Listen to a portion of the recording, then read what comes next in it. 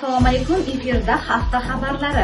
Teatr repertuaridan o'rin olgan Oy tutilgan tunda spektaklning premyerasi arafasida maxsus videorolik suratga olindi.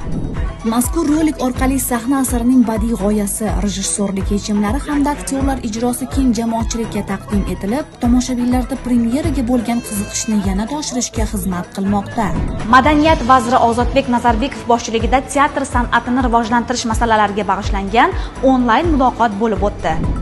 Unda respublikadagi teatrlar qatorida Andijon viloyati musiqali drama teatr vakillari ham faol ishtirok etib, sohadagi dolzarb masalalar, ijodiy jarayonlarni takomillashtirish, moddiy texnik bazani mustahkamlash hamda yangi loyihalarni amalga oshirish yuzasidan fikr almashdilar. Hafta davomida teatr sahnasida turli janrdagi spektakllar tomoshabinlar e'tiboriga havola etildi. Milliy dramaturgiyaning muhim namunalaridan biri bo'lgan Padarkosh spektakli namoyish etilib, o'zining chuqur g'oyaviy mazmuni, kuchli dramatik talqini va aktyorlar mahorati bilan tomoshabinlarda katta taassurot qoldirdi. Muattar Oydinbekova, Andijon viloyati musiqali drama teatr matbuot xizmati.